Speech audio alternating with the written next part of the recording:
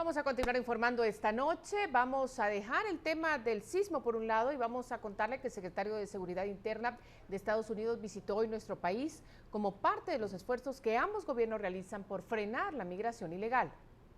Aumentar el número de deportaciones a través de la reducción del tiempo del proceso es algo en lo que Estados Unidos y Guatemala trabajan. Es por ello que hoy visitó el país el secretario de Seguridad Interna de Estados Unidos con el fin de reforzar la alianza que existe para este trabajo. La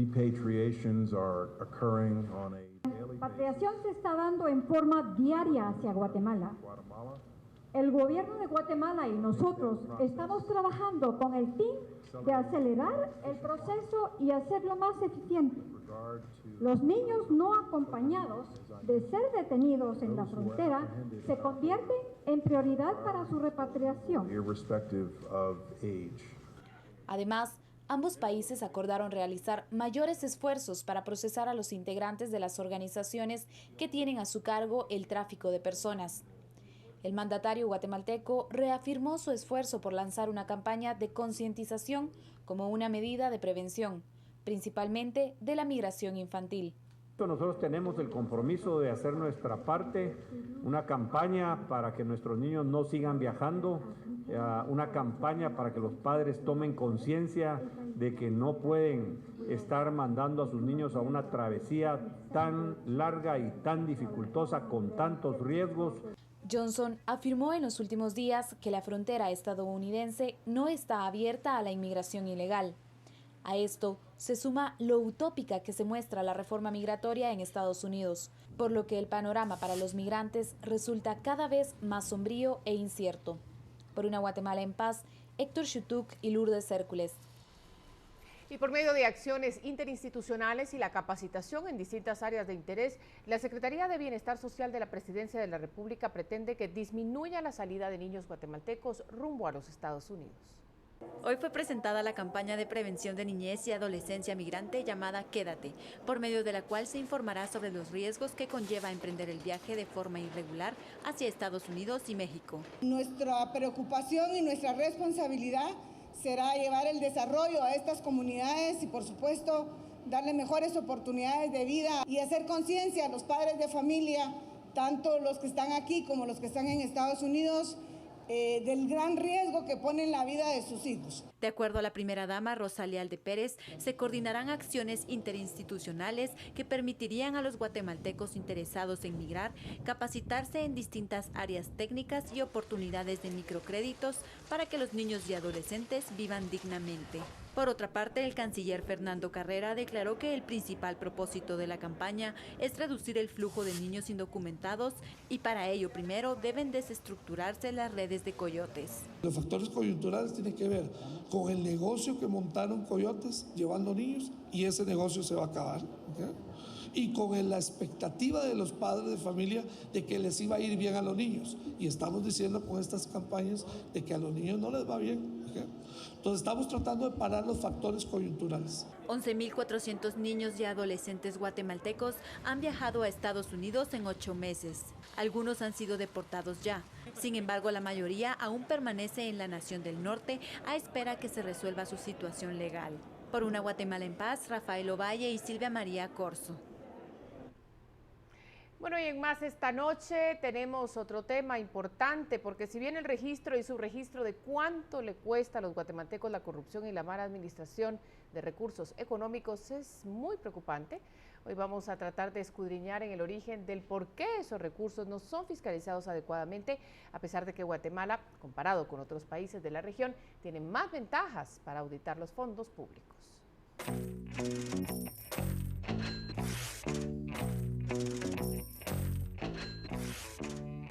Menospreciada en Guatemala y en el resto de Centroamérica, la institución encargada de la fiscalización del dinero público no tiene los insumos para hacerlo adecuadamente. Así lo exponen las autoridades centroamericanas superiores en la materia, quienes buscan una forma de acuerparse entre sí en la lucha contra la corrupción. Tenemos las mismas características, normas a veces que nos restringen un poco el nivel de fiscalización. No es solo responsabilidad de Contraloría, hay otras instituciones, todos tenemos como sociedad una responsabilidad en esta materia. Aún con dinero es difícil hallar el recurso de auditores porque es un tema muy técnico. Siempre nos quedamos cortos con lo que son los programas de capacitación, de tecnificación, que ustedes saben que la corrupción marcha a paso agigantado. Cuesta un poco primero en la parte de las instalaciones, ¿verdad? Siempre les dan un cuartito pequeñito para que los auditores no estén muy cómodos, para que hagan su trabajo más rápido.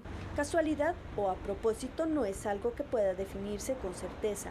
Sin embargo, este golpe sistemático histórico a la institucionalidad de la Contraloría beneficia a los que malgastan el dinero público.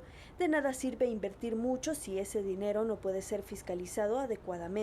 Peor aún, si otras instituciones que deben complementar el trabajo de la Contraloría no lo hacen. Agravado, si la propia Contraloría, como lo denuncian en sus informes de auditoría, no pueden hacer escrutinio público, ¿cuál es la esperanza de un ciudadano común de hacerlo?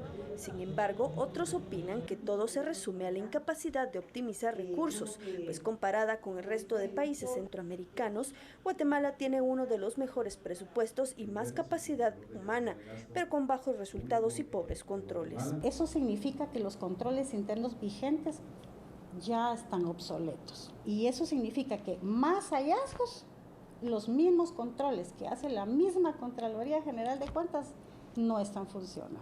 Un informe del Banco Mundial indica que la corrupción cobra al año al menos 3.000 millones de dólares en el mundo. Señala que en Guatemala las consecuencias saltan a la vista en el rezago de los resultados de desarrollo, especialmente en salud, nutrición e infraestructura significativamente. Guatemala está peor que muchos países latinoamericanos. El Banco Mundial advierte que se invierte mucho en áreas que no lo necesitan tanto como en las áreas donde se descuida la inversión. Pero ¿por qué, a pesar de las alarmantes advertencias, no hay consecuencias para los responsables?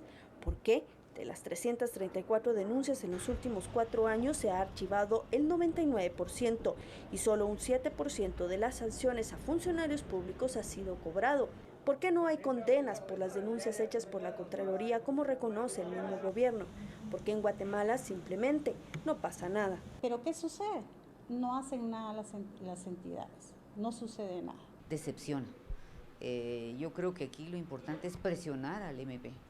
El MP tiene un papel fundamental, porque si las más de 344 denuncias se cumplen, yo le puedo asegurar que vamos a sentar precedente. Se presenta la denuncia al MP y no está pasando absolutamente nada, ni pasará. Y claro, pues hay que empezar desde la forma en que se elige el Contralor, ¿verdad? Que ya este modelo de las comisiones de postulación ya está agotado, ya está muy permeado por actores que pues facilitan o que capturan las instituciones. Al cierre de este reportaje, ni el Ministerio Público ni el organismo judicial aceptaron darnos entrevistas para hablar de su responsabilidad en la falta de seguimiento a los casos de corrupción denunciados en los informes de Contraloría. Por una Guatemala en paz, Gladys Ramírez, Jorge Hernández y Luis Sánchez.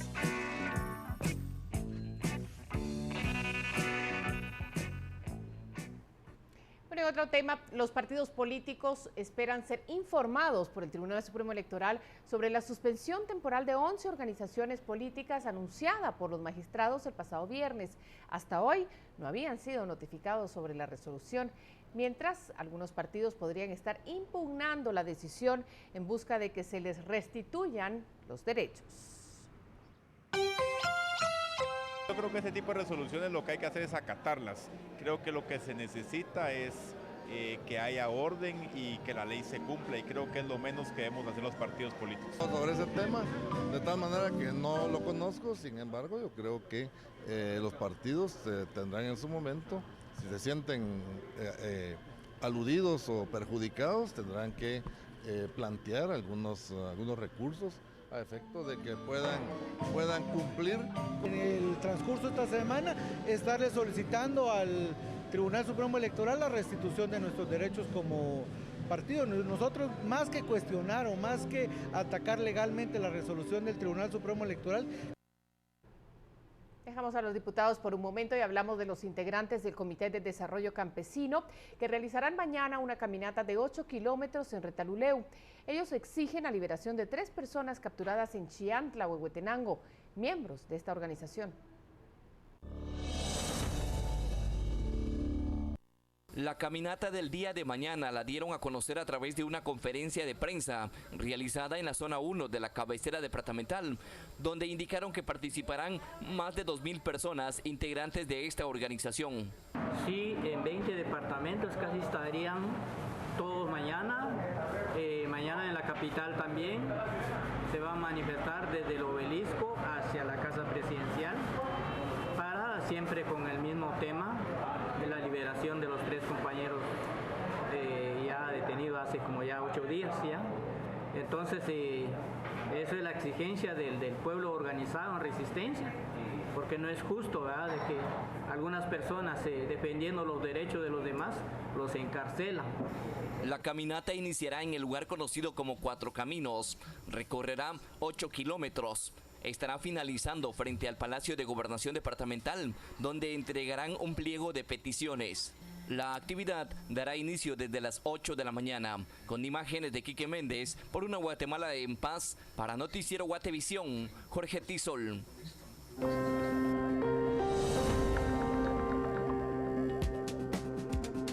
Vamos con los patrocinadores, pero vamos a regresar y le vamos a contar cuánto le cuesta la violencia a Guatemala.